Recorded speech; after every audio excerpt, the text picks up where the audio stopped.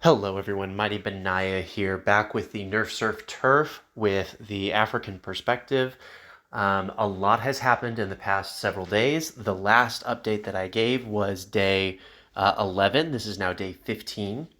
I am going to start in the very front and say I am not going to try to justify my actions, but I am going to try to give facts and give you a bit of an understanding as to what happened. So, Himland and Ryaforce, specifically Himland, made some really good plays. And because Greece went AFK, or Greece gave basically Himland a lot of his territory. It wasn't, I don't think that it was malicious in any way, but Greece, I mean, you can see here, Greece evacuated a lot of his troops. And so Himland was able to take over a lot of Greece through right of way without having very many casualties, if any at all. Another thing that happened is Romania, because they got caught in a fight with Germany, I'm sorry, not Romania, Austria-Hungary, because they got in a fight with Germany, lost a lot of troops, and Himland was able to just walk in his back door without a fight. So Himland currently is sitting at 25 provinces without losing very many troops. I saw this several days ago, and I talked about this in my prior video, and said this is concerning. So I formed an alliance with King Bowler, Silver Star, Morcus, Olicia, and Sweet Salt. Even though I really didn't want to work with Sweet Salt because I really wanted to kill Sweet Salt, I said that Hemland and Ryaforce and Swedish Viking are a bigger threat. So we started working together. Morcus sent a balloon to the Black Sea, and Hemland saw that the balloon was coming. It's just a balloon. We wanted to make sure, wanted to see where the forces were. Hemland killed it. Himland immediately saw a threat, and I'm proud of him for recognizing the threat and addressing it, but I will also say he was very, very aggressive, and he was more aggressive than he should have been. So I am both proud and a little disconcerted at the aggression that came from Himland off of a balloon. But that is in the past. So once the balloon was dead, we knew that there was likely going to be immediate conflict with Himland and Ryaforce and Swedish Viking. At that time, I was not at war with any of them, but the balloon died, and I immediately sent forces north.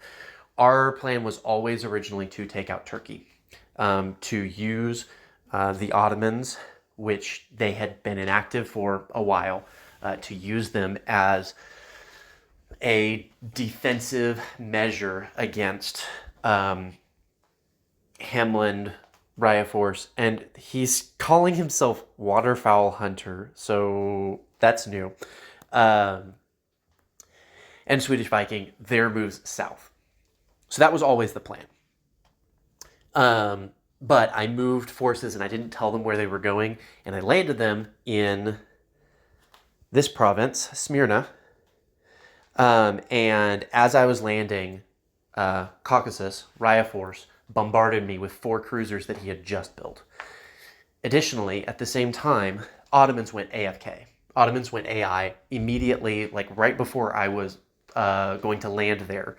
And what ended up happening is because they went AFK, it caused an issue where all of the AI came after me, and then Hemland was able to take Bursa without any AI attacking him because they were all focused on me. So it was very unfortunate that that happened.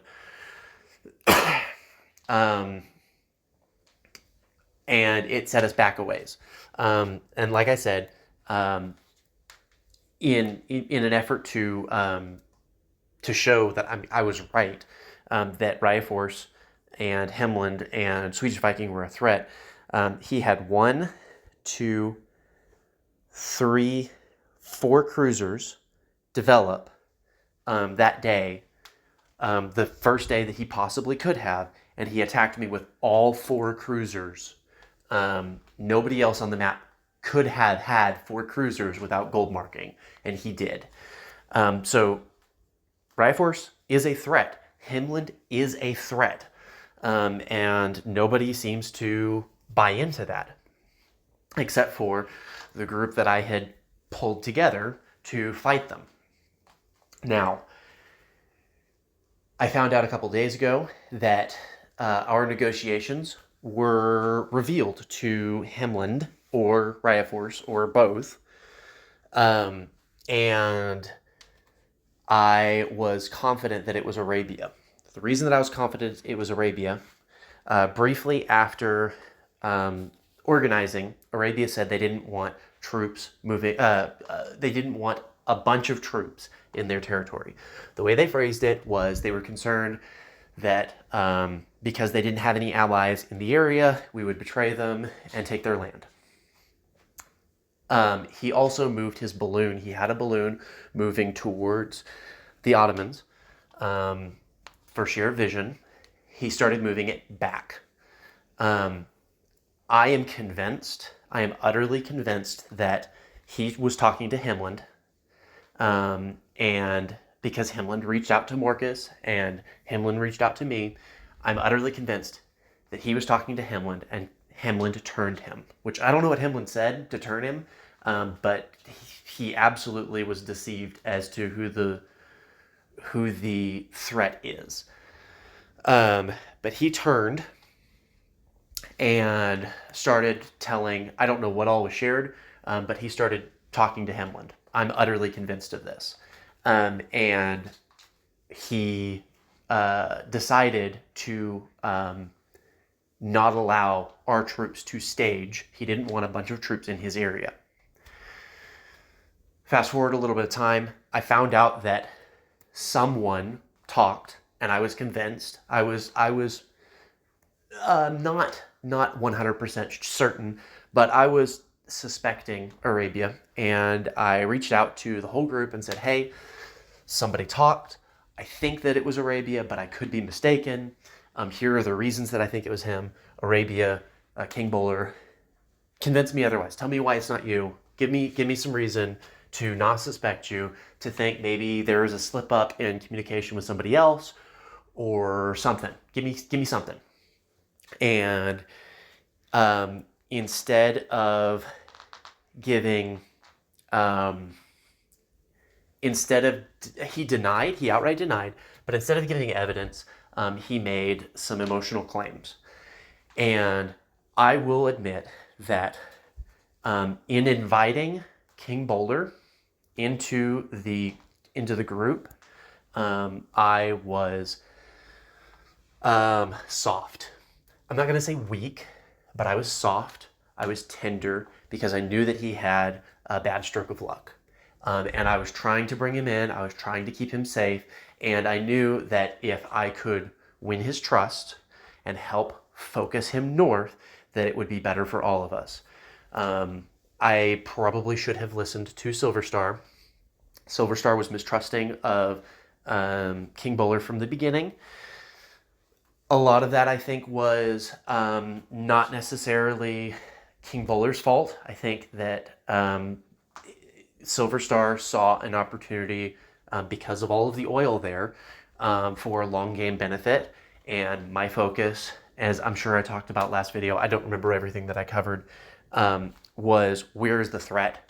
And we needed to address the threat. So I invited King Bowler in to help us address the threat, to help protect him. And he betrayed that trust. So the event that transpired last night, so night of day 14, there was some back and forth. King Bowler was saying that he did not betray us, and so I said, okay, listen, I'm going to believe you. I'm going to choose to believe you, even though I'm not sure I trust you. I'm going to choose to believe you. Let's continue moving forward. Let's move past this. It doesn't matter what was said in the past. Let's keep going because we still have a goal. And as long as the goal is pursued, then we can continue on as friends. and it's not going to be an issue. So send 15 troops, which I knew was a paltry number. Didn't matter in the least. He could send twice that and still have a lot of, I can see all of his troops. He has 60 in Jerusalem alone. He could have sent twice that and been safe from an attack. But I said, Arabia and Egypt, to de-escalate things, to build trust, send 15 troops to Ottomans to try to make, to reinforce the ground that we've already made there. So Arabia sent 15 troops. He had right of way. He sent 15 troops to this province, which was about to be taken over by Himland and Riafors. And when I saw that, I sent a message. I said, hey, great placement, good job. Keep them from taking that. That's good. Let's keep going. Egypt has right of way with Syria. And so the fastest way for him to get up there was to send 15 troops through Arabia. He wasn't going like deep into Arabian territory. He went through Jerusalem and he was going to go up and into Ottoman Empire, into Khalib. Arabia didn't give any warning. He canceled right of way, which made Egypt declare war on him. And then they made peace, according to the newspaper. I didn't hear them talk about making peace, but according to the newspaper, they made peace. And then Arabia snuck attack Egypt. So he betrayed us, not only in words, but he also attacked Egypt. So I reached out to him and I said, hey, I want to make this relationship work. If you want to work with us, please let me know, because I want us to work together. I don't want to fight you because you're not the threat, but I want to work with you. And he said, listen, I'm not trusted. You guys, I know that you're wanting to attack me, and I'm not gonna work with you. I want to be neutral in this war. And the way I responded was this. You cannot be neutral if you are giving information to my enemies and not to me.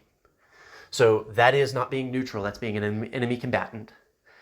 And I don't want you to be an enemy combatant. I want you to be a friend. But you can't tell me that you want to be neutral and then work against me. It's not how it works. So I'm going to give you until day change to decide. But if you want to be my enemy, that's fair, but you're the closest person. You're an obvious target, and we're going to come after you. That's not meant as a threat. That's logic. Like, that's how we have to operate. It wasn't long thereafter that he built this bomber and fighter.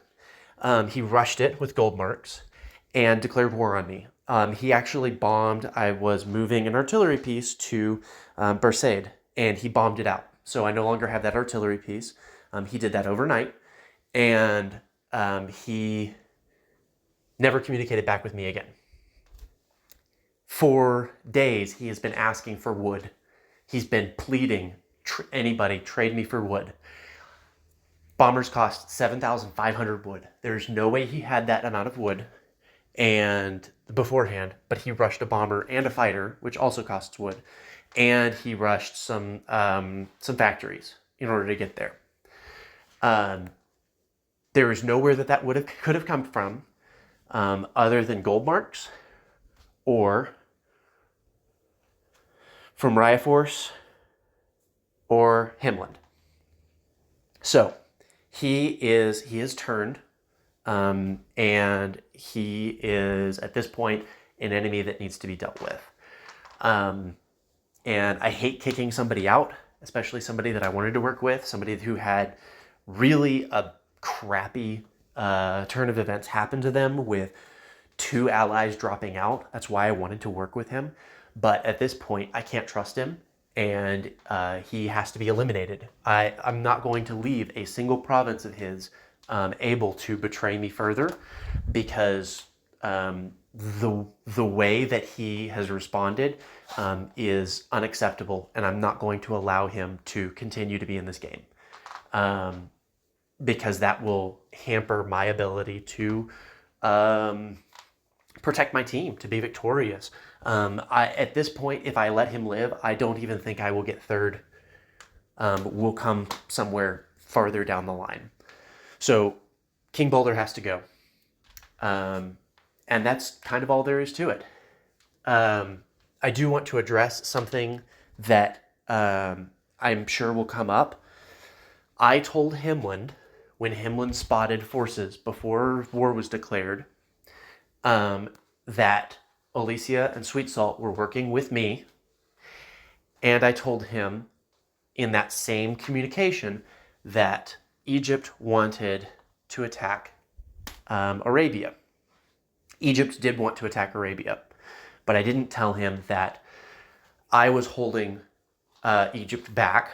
I was telling Silver Star, don't attack Arabia. We need to work with him because Himland and Riot Force are the real threat. My guess is that Arabia and Himland talked, and Himland told Arabia that I was coming after him, which was not true.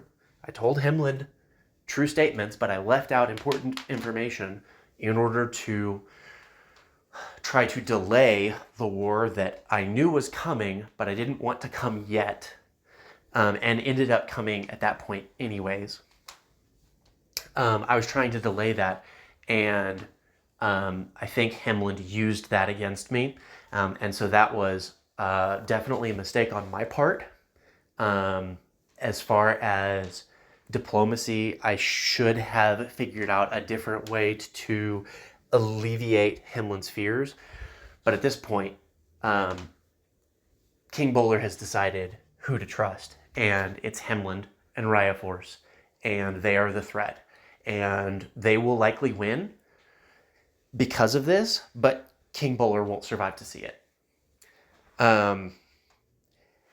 In other parts of the globe, I'm trying to rally others to our cause.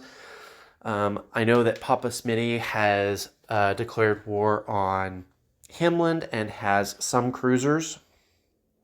He had 3 cruisers somewhere. I think those are them there. Bombarding. Oh, no. This is them. Bombarding Pyrgos. But the real concern is that's 8 cruisers right there. And they're coming straight down for us. There's no way, because he can build so many cruisers so quickly, we have to build subs to take him out. But we can't afford to build subs because we have to build something to attack Jerusalem so that we can get through and wipe Arabia off the map. I'm going to talk to Silver Star and see if he can potentially land some troops up in Beirut, but I don't know that that would work either because of the bomber that is available. So we're in a bit of a tight spot. I need to kill that scout. Not that he matters that much, but I need to kill him anyways. And we'll see. We'll see how this goes. If you want to keep seeing the NST game, go ahead and hit subscribe so you can be notified whenever I upload new videos. Other than that, Soli Deo Gloria, and I'll see you next time.